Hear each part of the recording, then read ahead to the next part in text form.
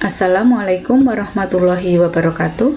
Selamat bertemu kembali dengan saya, Fathul Hidayati, dalam video pembelajaran kimia kelas 12 SMA.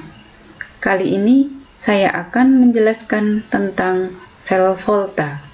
Untuk itu, mari kita simak video pembelajaran berikut ini.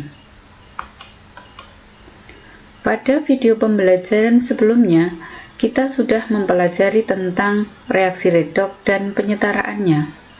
Reaksi redoks dapat berubah menjadi energi listrik, begitu juga energi listrik dapat berubah menjadi reaksi redoks. Tempat terjadinya perubahan reaksi redoks menjadi energi listrik atau tempat terjadinya perubahan energi listrik menjadi reaksi redoks, ini yang disebut sebagai sel elektrokimia. Sel elektrokimia terdiri atas sel volta dan sel elektrolisis. Sel volta merupakan sel yang mengubah reaksi redoks menjadi energi listrik. Sedangkan sel elektrolisis adalah sel yang mengubah energi listrik menjadi reaksi redoks. Pada kesempatan ini, yang akan kita pelajari adalah sel volta. Sel volta sering disebut juga sebagai sel galvanik. Sel volta tadi merupakan sel elektrokimia dari reaksi redoks spontan yang diubah menjadi energi listrik.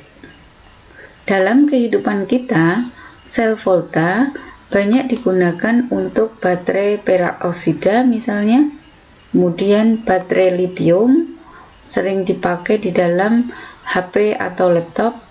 Kemudian baterai kering digunakan untuk remote ataupun radio. Kemudian ada juga akumulator atau aki yang sering dipakai untuk mobil ataupun sepeda motor. Berikut ini adalah rangkaian sel volta. Rangkaian sel volta bisa digambarkan seperti gambar 1, bisa juga seperti gambar 2. Bagian-bagian dari sel volta terdiri atas voltmeter, jembatan garam, anoda, katoda, dan larutan elektrolit. Anoda merupakan logam yang menjadi kutub negatif, sedangkan katoda menjadi elektroda kutub positif.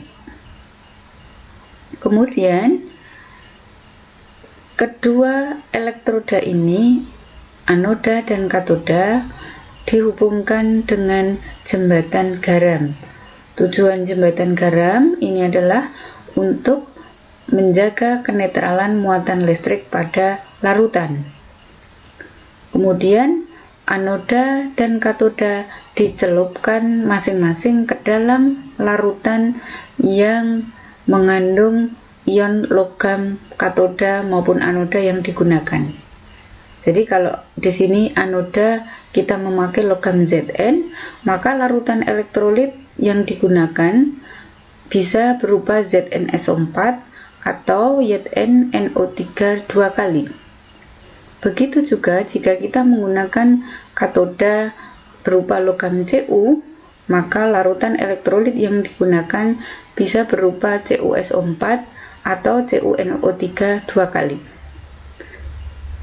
Kemudian dari anoda inilah elektron akan mengalir menuju katoda.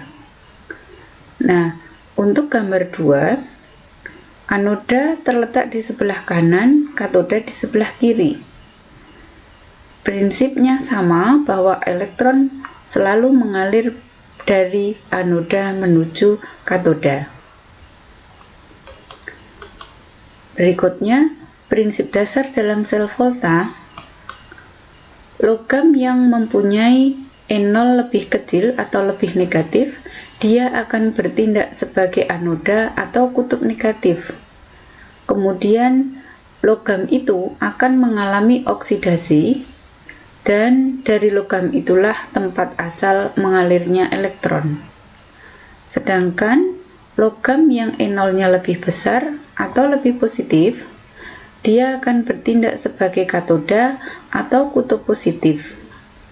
Dan logam tersebut akan mengalami reaksi reduksi dan merupakan tempat untuk menangkap elektron.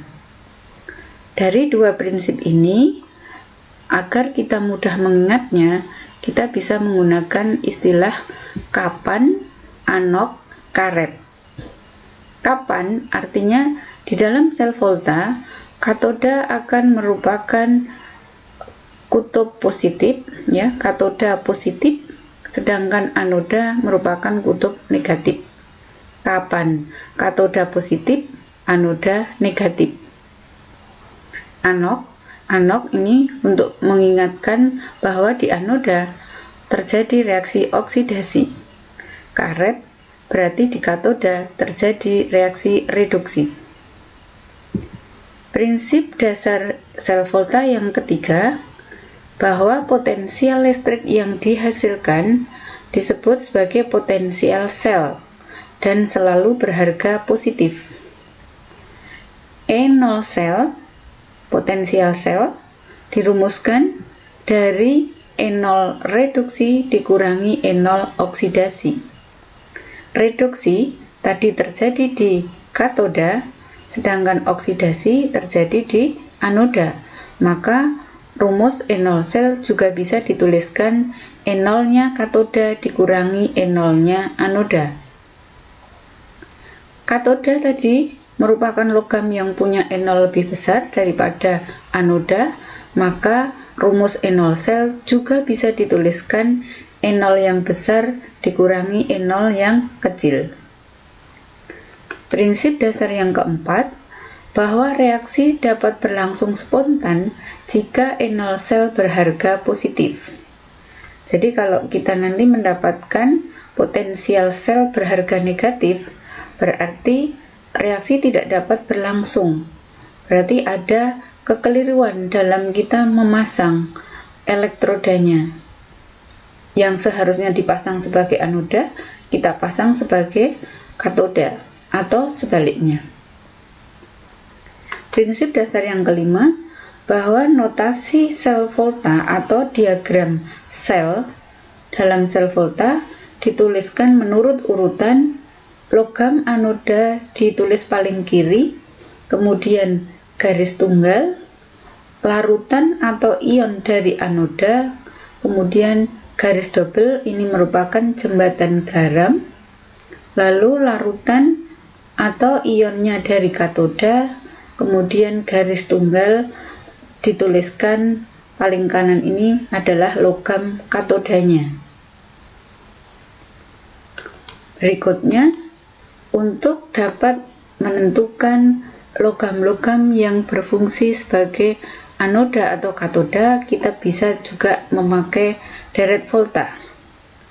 Deret volta merupakan susunan unsur-unsur logam berdasarkan potensial elektroda standarnya atau E0. Berikut ini adalah deret volta. Ini atom H ini punya E0 sama dengan 0 volt. Semakin ke kiri, jadi di sebelah kiri H, logam-logam ini memiliki harga E0 negatif. Sedangkan logam-logam di sebelah kanan H memiliki E0 positif. Semakin ke kiri ini logam-logam itu memiliki E0 yang semakin negatif. Karena semakin negatif, maka logam-logam ini makin mudah mengalami oksidasi. Berarti logam-logam yang mudah mengalami oksidasi itu nanti bisa bertindak sebagai anoda. Kemudian, karena mudah mengalami oksidasi, maka logam-logam itu merupakan reduktor kuat. Juga semakin ke kiri ini, logam-logam itu semakin reaktif. Karena mudah mengalami oksidasi tadi, logam-logam itu mudah untuk melepas elektron. Sedangkan semakin ke kanan, harga E0 semakin positif. Sehingga logam-logam ini semakin ke kanan makin mudah mengalami reduksi, oleh karenanya nanti akan lebih mudah bertindak sebagai katoda. Kemudian karena mudah mengalami reduksi, maka bisa juga disebut sebagai oksidator kuat. Dan semakin ke kanan, maka logam-logam itu semakin tidak reaktif.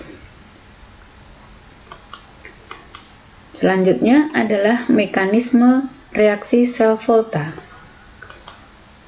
Kita ambil contoh. Di sini adalah gambar rangkaian sel volta yang menggunakan anoda dari logam Zn dan katodanya logam Cu. Anoda dicelupkan dalam elektrolit ZnSO4, sedangkan katoda dicelupkan dalam elektrolit CuSO4.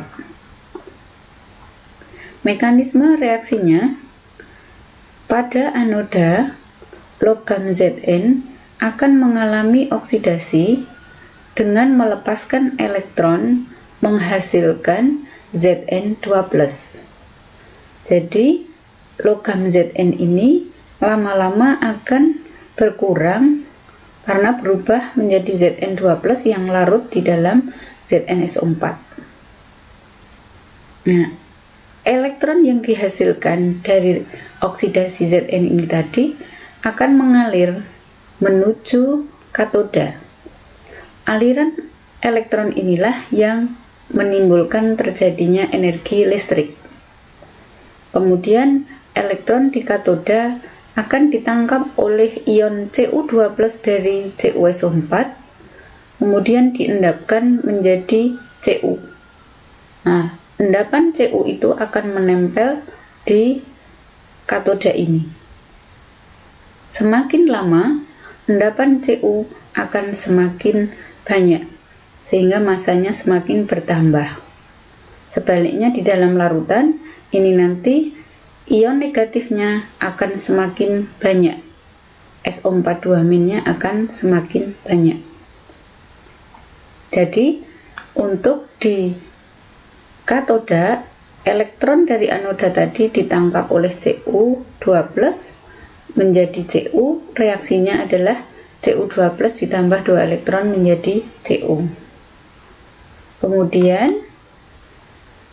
karena tadi di anoda ini Zn berubah menjadi Zn2+, maka di anoda akan kelebihan muatan positif. Sedangkan di katoda, karena Cu2+ itu diendapkan menjadi Cu, maka di katoda ini, di elektrolitnya akan kelebihan muatan negatif berupa SO4 2-. Nah, kelebihan muatan negatif ini akan mengalir menuju anoda melewati jembatan garam. Nah, oleh karena itu nanti akan terjadi netral kembali, ya. Yang tadi di sini kelebihan muatan positif, di sini kelebihan muatan negatif melalui jembatan garam ini nanti akan dinetralkan kembali, sehingga aliran listrik tetap terjadi. Selanjutnya, reaksi total yang terjadi pada sel volta ini tadi untuk reaksi oksidasi adalah Zn menjadi Zn2+ ditambah 2 elektron, ini ditulis. Kemudian untuk yang reduksi adalah Cu2+ ditambah 2 elektron menjadi Cu. Maka kedua reaksi ini kalau dijumlahkan, elektronnya ini dicoret, hilang, tinggal Zn ditambah Cu2+ menjadi Zn2+ ditambah dengan Cu. Jadi ini merupakan reaksi selnya. Lalu berapa listrik yang dapat terukur oleh voltmeter? Bagaimana cara menentukannya? Mari kita perhatikan contoh berikut ini. Cara menentukan potensial sel. Kita ingat kembali tadi rumus untuk menghitung E0 sel adalah E0 reduksi dikurangi E0 oksidasi atau E0 katoda dikurangi E0 anoda, atau E0 yang besar dikurangi E0 yang kecil. Contoh, ini terdapat rangkaian sel volta yang menggunakan anoda Zn, katoda Cu. Masing-masing dicelupkan dalam elektrolit untuk Zn dalam ZnSO4 1M, Cu dalam CuSO4 1M. Kemudian jembatan garam yang dipakai adalah HCl. Jika diketahui Zn 2+ ditambah 2 elektron menjadi Zn, E0-nya adalah min 0,76 volt. Cu2+ ditambah 2 elektron menjadi Cu, E0-nya adalah plus 0,34 volt. Berapa E0 selnya? Maka, untuk menjawab, kita ingat kembali prinsip dasar sel volta tadi, bahwa logam yang punya E0 lebih kecil akan bertindak sebagai anoda, sedangkan yang punya E0 lebih besar, dia akan bertindak sebagai katoda. Berarti, dari harga E0 ini, maka yang lebih kecil adalah E0-nya Zn. Sehingga, Zn berfungsi sebagai anoda, Cu berfungsi sebagai katoda. Maka E0 sel dapat dihitung dari E0-nya katoda, berarti 0,34, dikurangi dengan E0-nya anoda, berarti dikurangi min 0,76. Hasilnya adalah 1,1 volt. Jadi, aliran elektron yang dihasilkan dari rangkaian sel volta ini, jika diukur pakai voltmeter, akan terbaca sebesar 1,1 volt. Demikian penjelasan saya tentang sel volta. Semoga bermanfaat dan sampai bertemu kembali dalam video pembelajaran berikutnya. Terima kasih. Wassalamualaikum warahmatullahi wabarakatuh.